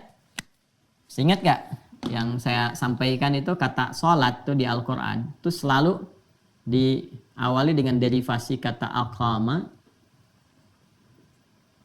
Aqama, yuqimu, iqamatan. Iqamatan. Atau nanti praktikalnya bisa ke kata dasar asalnya, qama yaqumu. Kalau ingin menekankan langsung ke dasar, maka menggunakan turunan kata qama. Kan? Kalau ingin penegakannya secara sempurna, menunjuk kepada arahan, maka gunakan kata aqama. Ya. Aqama itu sesuatu yang ditegakkan dengan sempurna, dengan baik, ya, dengan baik. Nanti beda-beda maknanya. Ada qama, aqama, qawwama ada. Ya, qawwama yuqawwimu taqwiman. Laqad khalaqnal insana fi ahsani taqwim. Ar-rijalu qawwamuna 'alan nisa. Ada, ya. Nanti ada maknanya sendiri. Kalau sudah ke aqama, artinya berusaha, ya, menjadikan sesuatu itu tegak sempurna. Ya, karena itu kan seringkali terjemahkan tegakkan sholat. Tegak yang dimaksud itu menunjuk kepada usaha yang sempurna. Ya, kesempurnaan itu menegakkan apa yang ditegakkan. Ini aturannya nih, supaya aturan itu tegak. Ya, maksudnya tunaikan sesuai semampu kita, ya, sesempurna yang bisa kita lakukan untuk menyesuaikan dengan aturan-aturan. Ikutin aturannya, tegakkan ini nih, tegakkan aturan. Ya, tegakkan hukumnya. Kalau ini diikuti dengan baik, ditegakkan aturannya, maka sempurna keadaan sholat kita. Nah, untuk memberikan kesan kepada ini, menegakkan aturan ini, maka diawali kalimat sholatnya dengan derivasi kata aqama. Aqama yuqimu. Ya, ini jadi aqamu, perintahnya aqim, aqimis sholata liduluki syamsi ila ghasaqil lail, aqimis sholata tarafain nahar wa zulafan minal lail, yuqim, jamaknya yuqimun, alladzina yu'minuna bil ghaibi wa yuqimunas shalah. Jelas ya? Nah ini jadi kalau sudah ada aqama yuqimu, aqim, itu maksudnya perintah untuk menegakkan aturan. Jangan sholat sembarangan. Jelas? Jelas ya? Jangan sholat sembarangan. Isyaratnya, ini sifatnya iqamah. Ya, makanya kita diingatkan kembali, supaya sholat kamu khusyuk, dapat manfaat, tegakkan aturannya ya. Kan? Jangan keluar dari aturan, jangan menyimpang kemana-mana, kuatkan koneksinya, siapkan dulu. Karena itu setiap kali sebelum sholat itu, ini ada iqamah nih. Coba kalau berjamaah kita, ada yang iqamah kan? Cuma ya kita kan kadang di Indonesia umumnya senang menyingkat-singkat. Iqamah, singkat aja qomat. Ya, qomat tuh, qomat. Qomat tuh singkatan dari iqamah. Ya, qomat. Ya, qomat. Dari mana nyingkatnya? Dari sini ketika akan ditegakkan. Qad qomatis shalah. Oh, qomat tuh. Jelas ya? Padahal isyarat awalnya untuk menegakkan ini dari kata iqamah. Aqama yuqim iqamah. Kalau di Arab biasanya orang Arab langsung iqamah. Ya akhi iqamah, ya kan? Ya akhi, ingatkan yang lain supaya tegakkan aturan, siap. Makanya ketika akan sholat, ini nanti ada panduan kekhusyuan. Disiapkan supaya khusyuk. Nanti saat masuk teknis, ya saya terangkan lafad-lafad iqamah itu yang senafas dengan adzan. Allahu Akbar, Allahu Akbar. Ya kan? Asyhadu an la ilaha illallah, asyhadu anna Muhammadar Rasulullah. Ya kan? Hayya 'alas shalah, hayya 'alal falah, qad qamatis shalah. Nah, pakai qad. Kenapa pakai qad? Kenapa dari aqama pindah ke qama ke sini? Nah, itu ada maknanya sendiri. Nah, jadi kalau sudah ada iqamat, artinya ini panduan kepada kita pengingat untuk mulai menegakkan aturan supaya khusyuk. Supaya khusyuk. Dan nanti kata khusyuk ini, ya kata khusyuk nanti kita akan bahas detail. Puncaknya adalah membawa kita tersambung ke sini, ke Allah. Ya. Itu nanti di Al-Baqarah ayat 45 sampai 46. Nanti kita bahas detail. Ya. Wasta'inu bis-sabri was-salah wa innaha lakabiratun illa 'alal khashi'in. Siapa khusyuk itu? Alladzina yadhunnuna annahum mulaqu rabbihim. Ini. Ya, tersambung dengan Allah. Jadi kalau kita benar ini nyimak iqamat dengan benar, belajar aturannya. Jadi begitu iqamat, ya, begitu iqamah, Allahu Akbar, ingat ini terbawa kita ke sini. Jelas ya? Nah, jadi iqamah itu bukan kalimat-kalimat sembarangan, bukan formalitas salat dimulai. Ya, bukan formalitas jamaah disiapkan, tidak.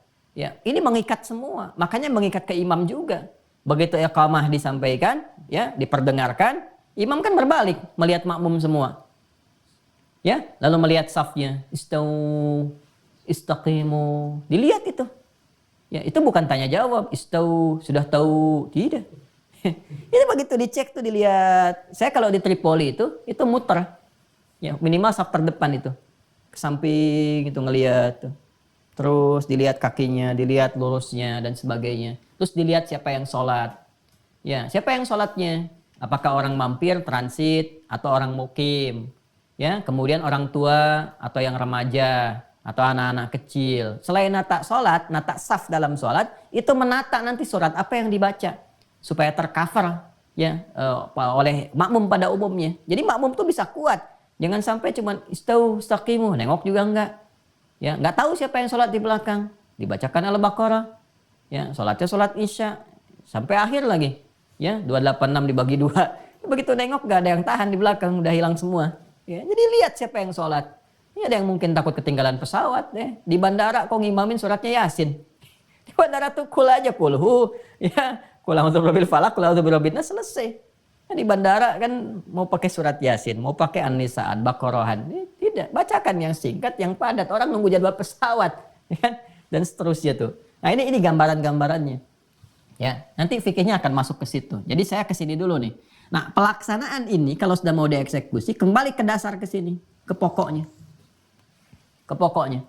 Kalau sudah ke sini, ya, maka tinggal digunakan turunannya. Kata gantinya, siapa nih yang mau menunaikan? Kalau di sini kan Nabi sedang mengajarkan ya kepada laki-laki tadi. Laki-laki itu siapa ketika dilacak dalam sirah? Ini namanya nih, Khalad bin Rafi Az-Zuraiqi. Khalad bin Rafi' Az-Zuraiqi. Kita gali terus sampai ditemukan. Ya, tapi kan kalau saya keluarkan kitabnya ntar kayak kemarin tuh mejanya habis gitu. Ya, jadi Anda percaya aja dulu lah itu. Percaya dulu. Ntar kalau udah ditunjukin cari sendiri deh. Ya. Jadi ini namanya Khalad bin Rafi' Az-Zuraiqi. Ya. Karena orangnya di hadapan Nabi, kata kedua kan? Kata kedua, anta itu kalau sudah masuk ke kata kerja berubah jadi tak aja, udah. Ya tak. Ya kalau jadi objek untuk berdiskusi, ya kan? Kata kerja kedua, ya tinggal an-nya buang, tinggal taknya. Jadi di sini qama, ya qama ke sini tambah anta, ya an-nya buang, tinggal taknya. Cepatnya begitu. Kalau mau disambungkan, ini alif buang nih. Ini asalnya waw sebetulnya. Ya, jadi tinggal ini kalau mau nyambung ke sini ini buang yang keduanya. Jadi kaf, mim. Nah, ini kan sudah dibuang, an-nya tinggal taknya begini. Taknya tetap begini. Ya. Sudah? Jelas ya? Nah, ini kan tadinya berharokat semua kan? Qama kan? Karena ini sudah dibuang, harus ada penyesuaian untuk menunjukkan bahwa ini nyambung. Kalau 3 huruf ini bersambung dengan kata ganti, maka huruf keduanya harus mati untuk menunjukkan ada ketersambungan. Maka ini seperti ini. Ya. Ini mati di sini. Tinggal qafnya harokatnya apa? Nggak boleh sama dengan yang awal. Kalau yang sini kan qa, ya. Qama. Ya, maka di sini kita kemudian gantikan untuk menunjukkan bahwa ini telah bersambung dengan ta. kata ganti kedua, pakai dhammah u. Jelas ya? Ya, kalau i terlalu berat, idza qimta nggak enak juga diucapkannya. Orang Arab pun nggak enak feelingnya, ya. Makanya menggunakan dhammah. Idza qumta. Kenapa menggunakan dhammah? Alasan keduanya untuk menunjukkan ini ada wawu yang dibuang. Ya, ini asalnya wawu nih, bukan alif. Untuk penyesuaian saja jadi alif. Ya, ini asalnya wawu. Panjang belajarnya, 6 tahun. Jadi ilmu sorok ini, ilmu sorok. Jadi ikutin aja dulu ya. Ini asalnya wawu, untuk menunjukkan wawu, apa kesesuaiannya pakai dhammah. Jadi idza qumta, qumta. Nah, jadi kalau sudah kembali ke bentuk ini, artinya siap ditunaikan. Kalau menggunakan bentuk ini, isyarat supaya menunaikan dengan sempurna, tegakkan aturan. Begitu aturan akan ditegakkan, akan dimulai ini, pindah ke bentuk ini, ke dasar. Awas nih, karena di Quran pun akan ditemukan. Ya, contoh nih ya, tadi kan isyarat nih, alladzina yu'minuna bil ghaib wa yuqimunas shalah. Ya, dan akan ditunaikan dengan sempurna, tegakkan aturan. Mau ditunaikan, dimulai dari wudu, ayat wudu dibuka kembali ke sini. Ya. Quran surah kelima ayat ke-6 itu, Al-Maidah ayat 6, ya ayyuhalladzina amanu idza qumtum ilas shalah. Pindahnya ke sini. Cuman taknya berubah jadi tum karena menunjuk makna banyak. Kalian, kan yang sholat banyak untuk kita semua, bukan untuk 1-2 orang saja ayatnya. Ya kan? Ini. Nah, Nabi karena sedang mengajarkan 1 orang, maka Nabi mengatakan, ya, idza, jika. Ya. Idza ini huruf syarat. Idza itu kalau ketemu kata kerja asal, maknanya mudhari. Kalau ketemu madhi, maknanya mudhari. Jika akan, ya, itu diartikan dia. Idza qumta, kata Nabi. Nah, jika, kalau ini rumus cepat saja ya. Kalau ada bersambung dengan kata ganti, yang diterjemahkan yang ininya dulu, yang orangnya dulu. Kata gantinya. Idza qumta, jika kamu, engkau, ya. Kalau kembali ke sana, Khalad bin Rafi Az-Zurayqi, Nabi sampaikan, ya Khalad, jika engkau, ya kan? Qumta, ingin menunaikan sholat dengan sempurna, sesuai dengan aturannya. Nah, idza qumta ilas shalah, jika kamu ingin menegakkan, mulai ini ya, ingin mulai melakukan salat dengan sempurna sesuai dengan aturannya, maka lakukan sebagai berikut. Jelas ya? Nah, ini. Jadi ini yang saya tunjukkan kalau menemukan kata ini di Al-Qur'an, tadi hadis atau yang ini, itu perbedaannya demikian. Maaf ya, sabar ya kalau agak detail dijelaskan supaya betul-betul paham mengakar. Bismillah. Teruskan. Idza qumta ilas shalah. Nah, kita ini masuk definisi. Nah, tadi ini dahsyat tuh gini dalam Islam. Dari mana ditemukan istilah ibadah dibuka dengan takbir, diakhiri dengan salam, kan? Nah, dari mana tuh? Bukan sembarangan. Ini referensinya dari sini. Ya. Idza qumta ilas shalah, apabila kamu, ya kan, akan menunaikan salat dengan sempurna, ya, menegakkan aturan itu, fakabbir, maka dibuka dengan takbir.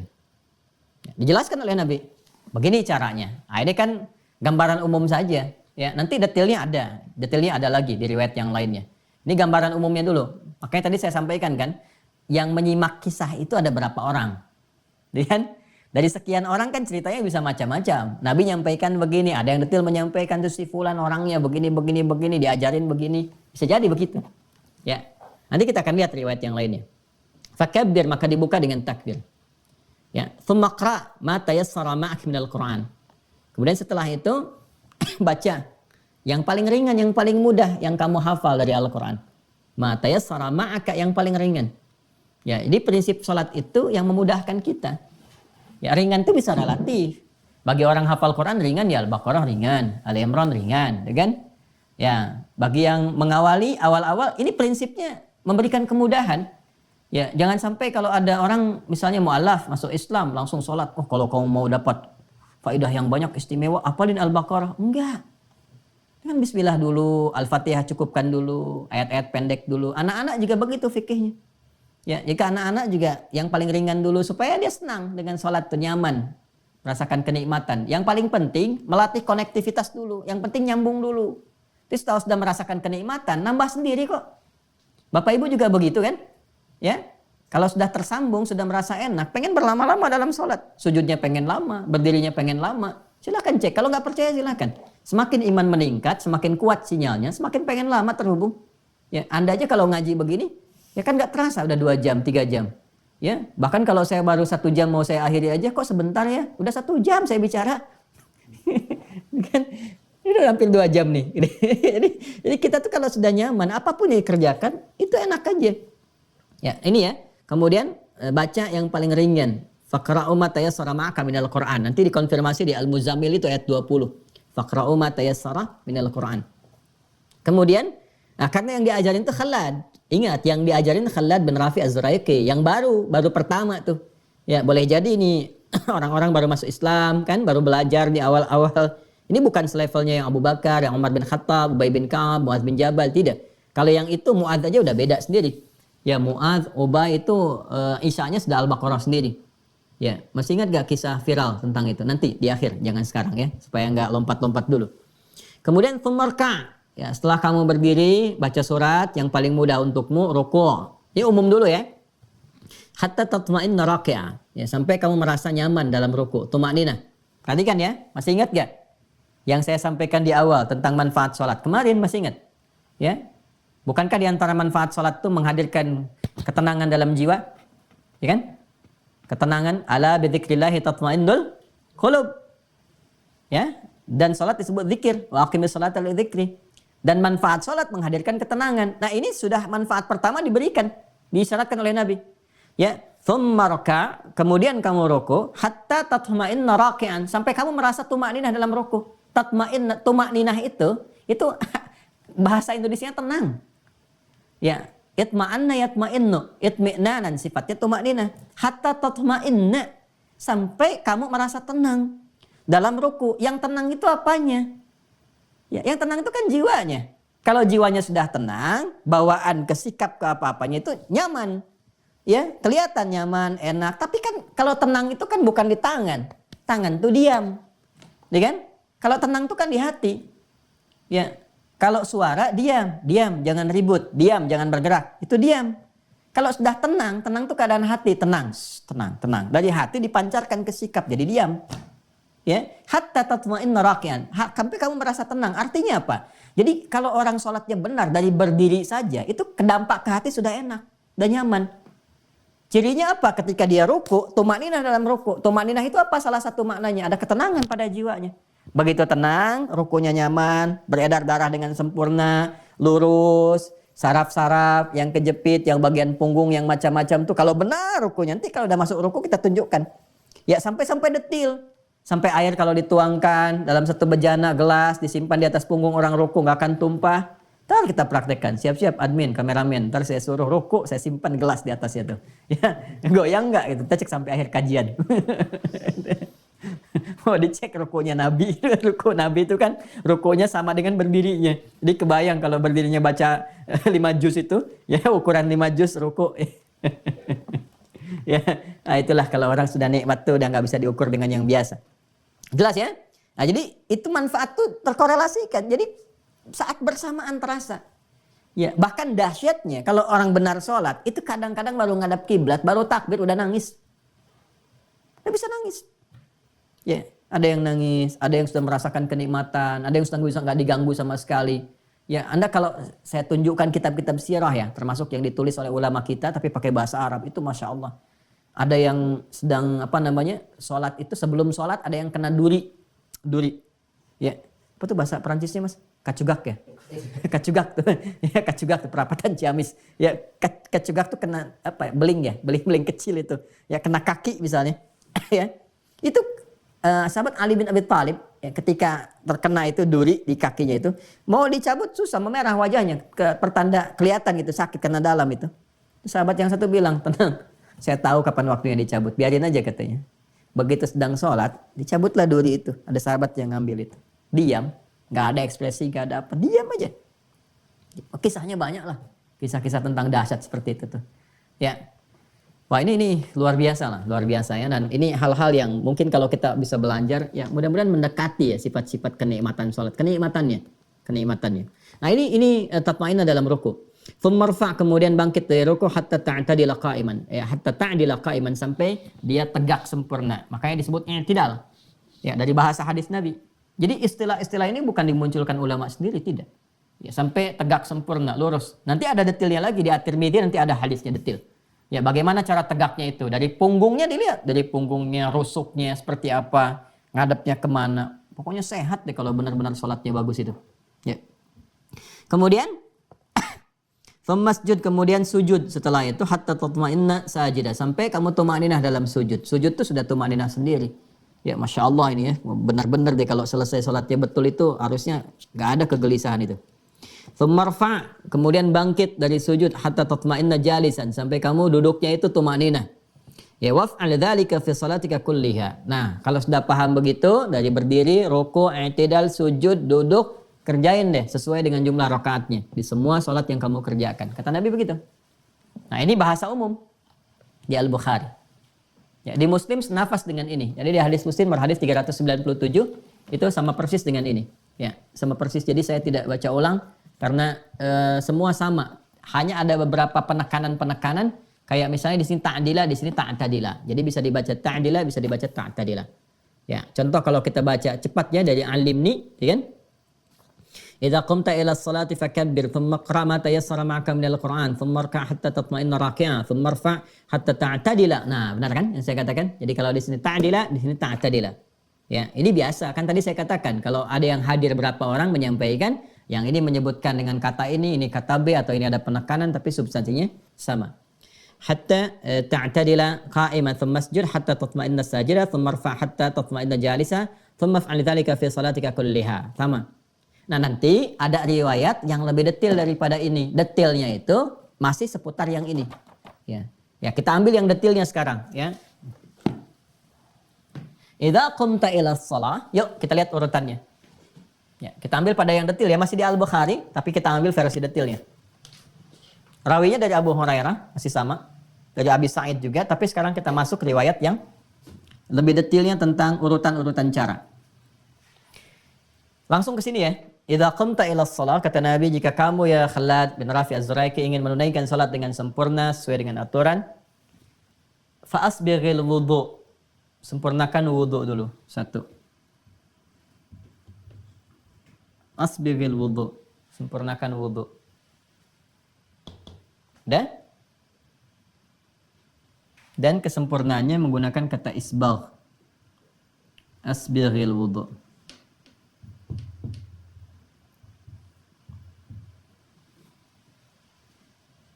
Thumma istaqbil al-qiblah, menghadap kiblat.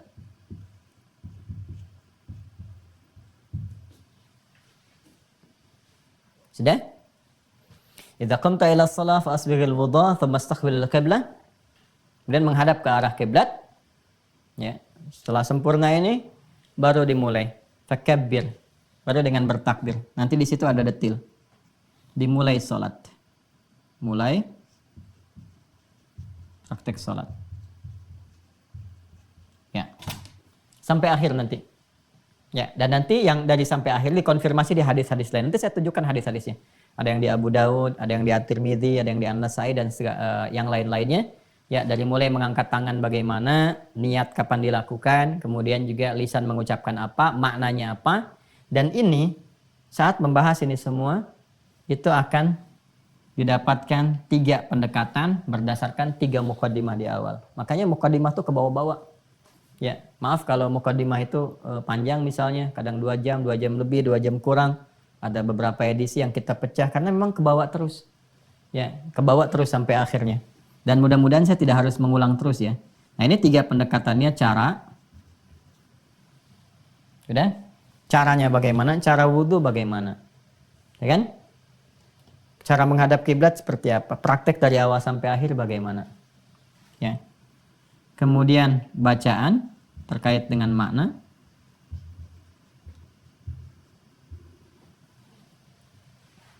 Apa yang dibaca?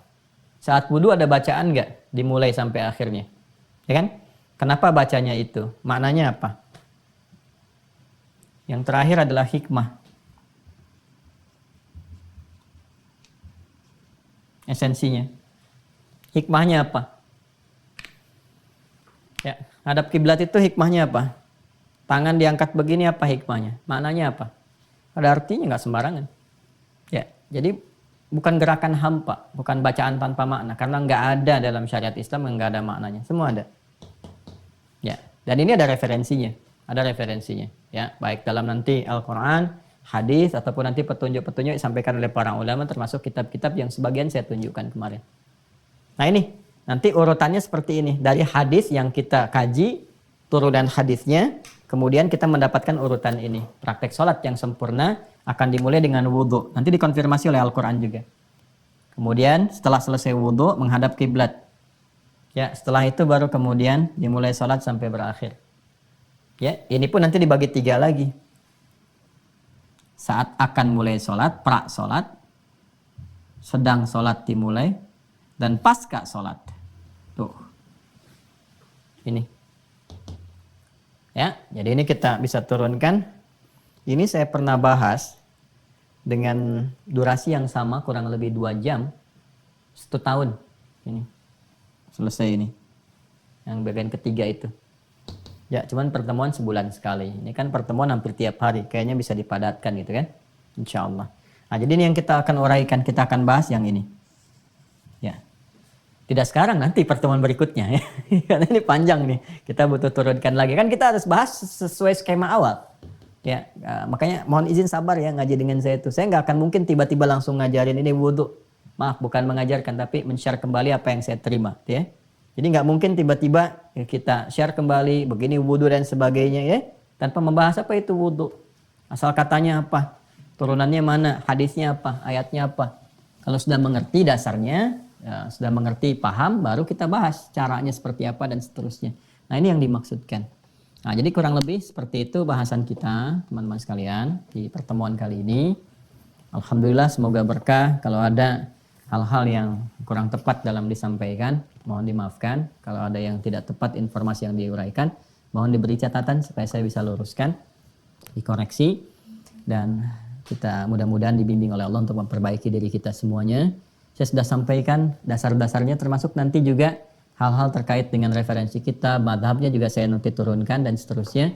Dan semua itu untuk memberikan keluasan wawasan. Ya, kalau sudah luas, kita dalam ngajinya, enak kita prakteknya dan juga enak berinteraksi dengan siapapun ya. Dan kalau ada teman-teman kita juga mempraktekkan nanti misalnya ada pilihan-pilihan yang diambil, alhamdulillah kita pun mengerti apa yang dipilih ya. Dengan itu maka terjalin harmoni, kebaikan, ukhuwah, dan juga puncaknya adalah perbaikan untuk pribadi kita masing-masing. Saya kira itu demikian, kita berjumpa kembali di kesempatan yang akan datang. Allahumma taqabbal minna innaka antas samiul alim wa tub alaina innaka antat tawwabur rahim. Allahumma ja'alna muqimis salah wa min dhurriyyatina ya arhamar rahimin wa alhiqna bis salihin ma'al ladzina an'amta 'alaihim minal nabiyyin was-siddiqin wasyuhada'i was-salihin wa hasuna ulaika rafiqa. Allahumma barik lana ya Allah fi hadzal yawm wa fi kulli al-ayyamil baqiyah ya rabbal alamin kama tuhibbu wa tarda. Sallallahu ala sayyidina Muhammad wa ala alihi wa sahbihi ajma'in. Wa akhiru da'wana subhanakallahumma wa bihamdika nashhadu an la ilaha illa anta astaghfiruka wa natubu ilaik. Walhamdulillahi rabbil alamin. Assalamualaikum warahmatullahi wabarakatuh.